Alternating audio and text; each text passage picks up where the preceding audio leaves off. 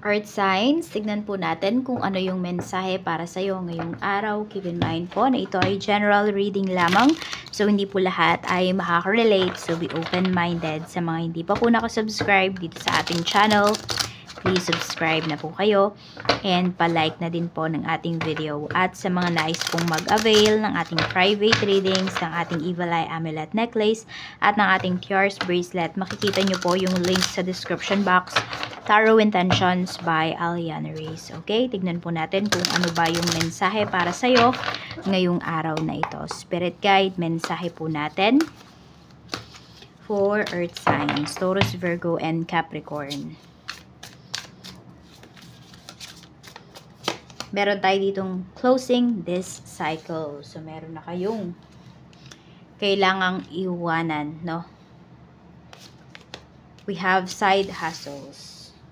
Ito ba ay trabaho ninyo? Ito ba ay side hustles ninyo na nakaka-apekto na sa main job ninyo?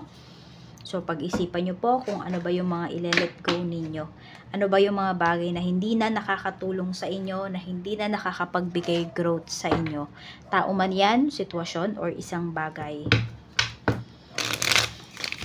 Pwede rin, meron dito, yan, kung meron kayong unhealthy eating habits, so pwedeng tatapusin nyo na po yan or babaguhin nyo na.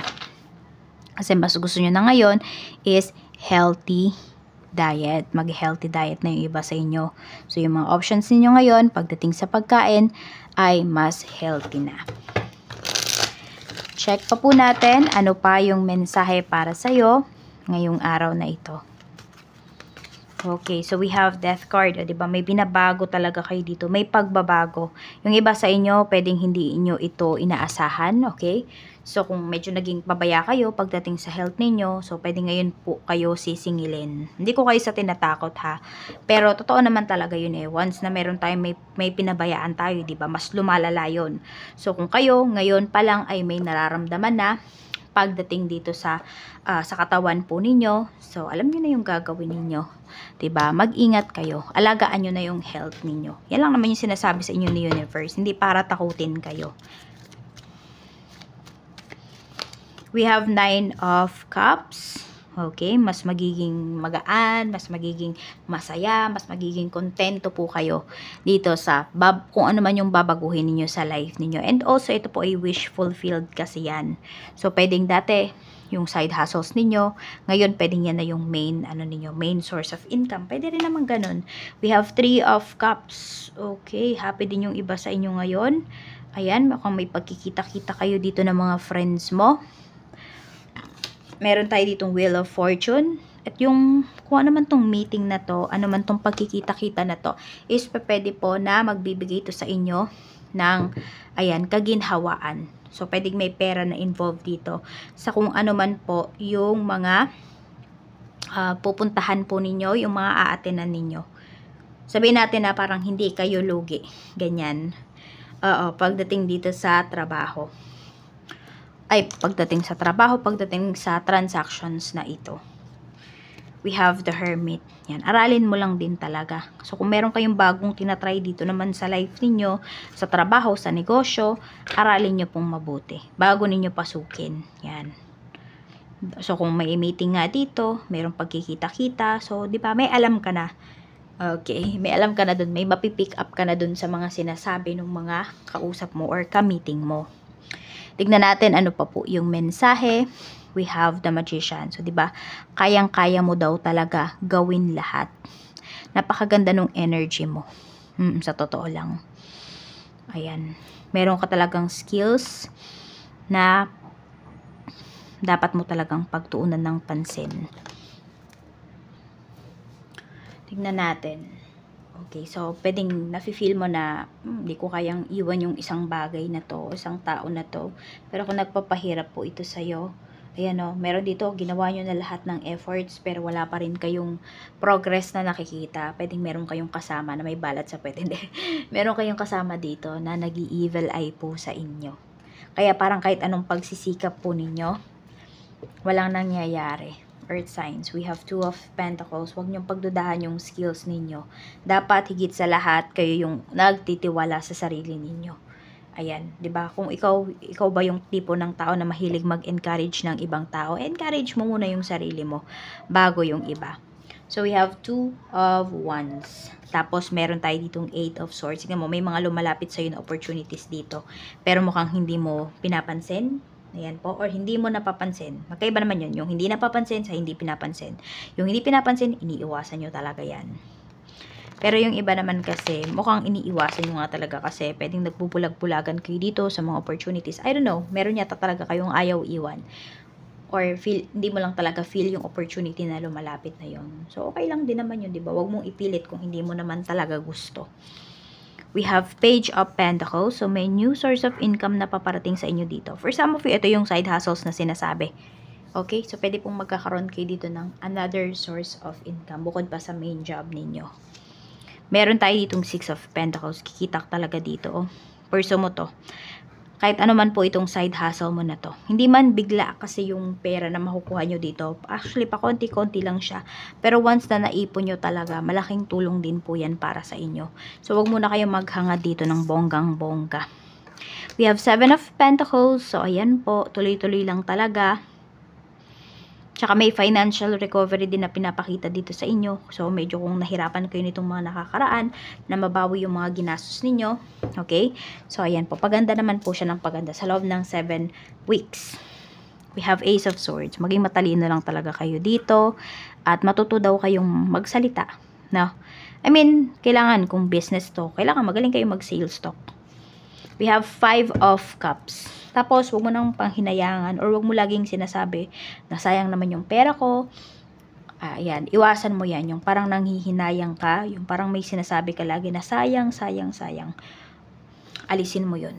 O kaya, sana, sana, sana. Hindi sayang, pwedeng sana. Ganyan. Sana hindi na lang ako umastos. Ganyan. Wag. Okay? Wag kayong magsisi dun sa mga ginastos ninyo. Kasi babalik din naman po yan sa inyo. Siyempre, hindi yan babalik nang wala kayong ginagawa ha. Huwag piloso po yung iba sa inyo, earth signs. Kailangan nyo kumilos dito. Hindi porket sinabi natin, babalik din sa inyo yung pera ninyo, makaka-recover din kayo, ay tutungangan na lang kayo. Hindi po yun ganun. Okay, ito nga sa side hustle pa lang na sinasabi, kailangan po ninyong umaksyon. So, tignan natin ano pa yung mensahe para sa'yo ngayong araw na ito. So, we have 6 of Swords. Ayan, may opportunity talaga sa inyo dito sa malayong lugar, sa ibang bansa. Kaya kung meron kayong pinaplano, okay, meron din naman ako nakita dito. Closing this cycle na kasi. I don't know kung nakailang apply na ba kayo, pero laging nare-reject yung inyong application. For some of you naman, is pwede po na, nandyan na kayo sa bansa na yan, pero wala kayong mahanap na trabaho. So, yung iba po, pwedeng uuwi na lang kayo. So, hindi naman kasi lahat talaga ng nag-a-abroad. Hindi naman lahat ng umaalis ay nagiging successful, hindi ba? Lalo na kung nasa maling lugar pala kayo. Oo. Kaya ayan, meron kayong bagay dito na kailangang tanggapin. Tignan natin ano pa yung mensahe. Nakikita ko kasi si Dimitri dito nakasilip sa bintana. Okay, parang CCTV lang We have strength. Hindi ko kasi mapakita sa inyo.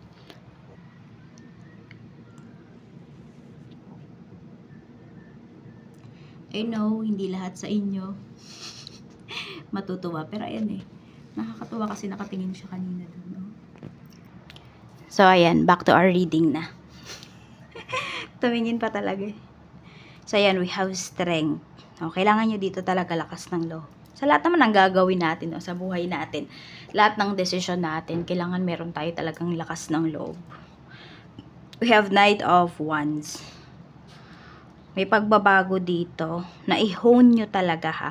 Or yung skills ba ninyo? Baka may natuklasan kayo. May matuklasan kayo na bagong skills ninyo. So, enhance nyo po yan. Malaki matutulong yan sa inyo. Ano lang to ha, kahit kunwari talent ninyo na ngayon nyo lang na-discover, earth signs, yan, person nyo po. Meron tayo ditong 5 of Wands. Meron ba kayo pinaglalaban na pera dito? Mukhang hindi kayo titigil hanggat di nyo nakukuha yung pera na to. I don't know kung sweldo nyo ba to, salary nyo ba to, mayroon bang nangutang sa inyo, Yan, papaglaban nyo yung pera nyo na to kasi pinaghirapan nyo po ito. Hindi nyo naman yan pinulot. Meron tayong Ace of Wands. Okay talaga yung iba sa inyo dito. Oh.